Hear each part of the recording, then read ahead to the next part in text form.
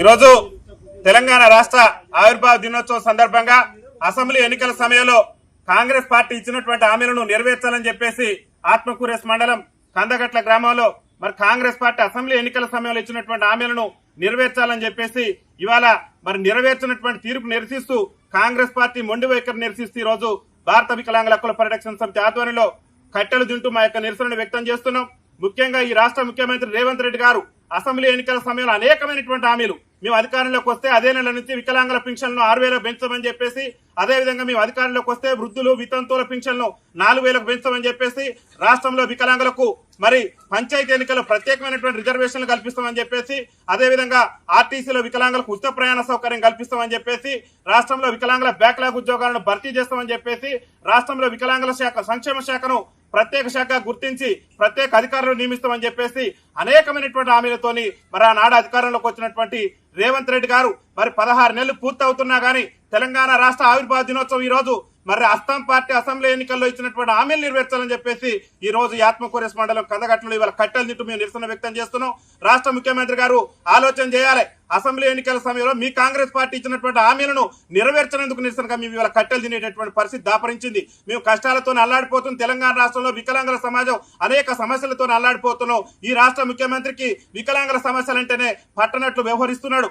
Assembly ఎన్నికల్లో చెప్పిండు అధికారంలోకి వస్తే అదే నెల నుంచి వికలాంగుల పెన్షన్ 6,000 రూపాయలు చేస్తామని చెప్పేసి, ఇవాళ అధికారంలోకి వచ్చి 16 నెలలు పూర్తయినా కానీ రాష్ట్ర ముఖ్యమంత్రి రేవంత్ రెడ్డి వికలాంగుల సమాజానికి ఇచ్చినటువంటి హామీని నెరవేర్చలేదు. ఒక పక్క మహిళలకు ఉచిత ప్రయాణ సౌకర్యం కల్పించిన రేవంత్ రెడ్డి గారు వికలాంగులకు ఉచిత ప్రయాణ సౌకర్యం కల్పించకుండా వికలాంగుల సమాజం పట్ల వివక్ష ప్రదర్శిస్తున్నటువంటి తీరు, అదేవిధంగా వికలాంగుల బ్యాక్లాగ్ ఉద్యోగాలు భర్తీ చేస్తామని ఆనాడు రేవంత్ రెడ్డి గారు హామీ ఇచ్చిండు. నేటి వరకు కూడా వికలాంగుల బ్యాక్లాగ్ ఉద్యోగాలు భర్తీ చేయలే. ఈ మధ్య కాలంలోనే తమిళనాడు రాష్ట్ర పిసిసి అధ్యక్షులు ఈ తెలంగాణ రాష్ట్ర ముఖ్యమంత్రి గారికి లేఖ రాసిండు. ఏమని లేఖ రాసిండంటే తమిళనాడు రాష్ట్రంలో అక్కడ ఉన్నటువంటి డిఎంకే కాంగ్రెస్ అలయన్స్ లో మేము ఇవ్వనటువంటి హామీ మేరకు అక్కడ వికలాంగులకు హామీ ఇవ్వకుండా అక్కడ పంచాయతీ ఎన్నికల్లో వికలాంగులకు రాజకీయ రిజర్వేషన్ కల్పించడం, మీరు కూడా తెలంగాణలో పంచాయతీ ఎన్నికల్లో రిజర్వేషన్ కల్పించాలని చెప్పేసి అక్కడ తమిళనాడు రాష్ట్ర కాంగ్రెస్ పార్టీ అధ్యక్షులు ఈ రాష్ట్ర ముఖ్యమంత్రికి లేఖ రాస్తే మరి నేటి వరకు కూడా ఈ రాష్ట్ర ముఖ్యమంత్రి స్పందించలేదు. అనేక సార్లు కలిసిన తెలంగాణ పిసిసి అధ్యక్షులు మహేష్ కుమార్ గౌడ్ గారు కూడా, అదేవిధంగా మంత్రి సీతక్క గారిని కూడా అనేక సందర్భాల్లో కలిసి మా వికలాంగుల సంఘాల పక్షాన విజ్ఞప్తి చేసినాం. మీ కాంగ్రెస్ పార్టీ అసెంబ్లీ ఎన్నికల సమయంలో మా వికలాంగులకు ఇచ్చినటువంటి హామీ మేరకు పంచాయతీ ఎన్నికల్లో రిజర్వేషన్ కల్పించండి, మా సమస్యలు పరిష్కరించండి, మా బతుకులు మార్చండి. మీ కాంగ్రెస్ పాలనలో మా కష్టాలు తప్పితే ఇవాళ కట్టెలు తినేటటువంటి పరిస్థితి రాష్ట్రంలో దాపురించింది. కాబట్టి మా బతుకులు మార్చే విధంగా తక్షణమే అసెంబ్లీ ఎన్నికల సమయంలో కాంగ్రెస్ పార్టీ అస్సాం పార్టీ ఇచ్చినటువంటి హామీలను అన్నింటినీ నెరవేర్చే విధంగా రాష్ట్ర ముఖ్యమంత్రి చర్యలు తీసుకోవాలని చెప్పేసి ఈ తెలంగాణ రాష్ట్ర ఆవిర్భావ దినోత్సవం రోజున మేము నిరసన వ్యక్తం చేస్తున్నాం. రాష్ట్ర ముఖ్యమంత్రి గారు మీ కట్టెలు తినే నిరసన చూసైనా కనికరం అనేటటువంటిది రావాలి. కష్టాలతో అల్లాడిపోతుంది వాళ్ళ తెలంగాణ రాష్ట్రంలో వికలాంగుల సమాజం.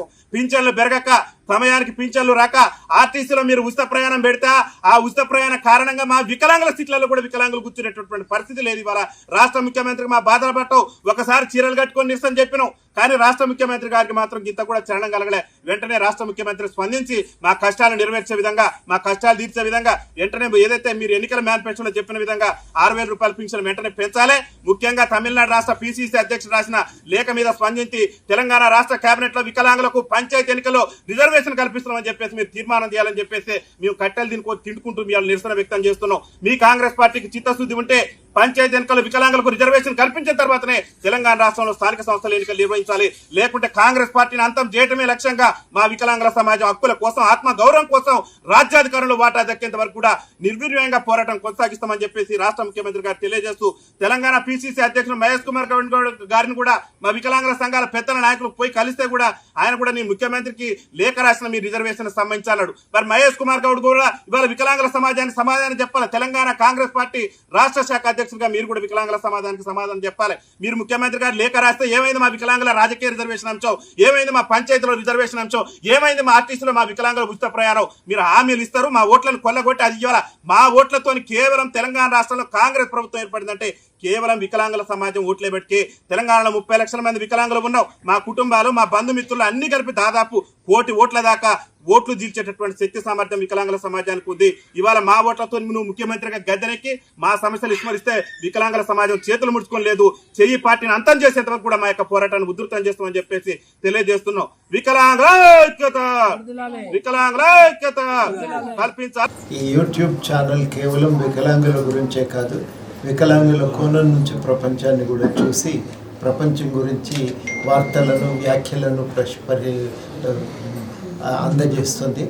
ఈ జవాబును అందరూ కూడా ఆమోదించి ఆదరించి దానికి లైక్ కొట్టి దాంట్లో బాగా సబ్స్క్రైబ్ చేయాలని అందరినీ కూడా ప్రేక్షకులందరినీ కూడా ఈ సందర్భంగా కోరుతూ ఒక ఉదాత్తమైన ఆశయంతో ఏర్పడిన జవాబును ఆదరించవలసిందిగా అభ్యర్థిస్తుంది.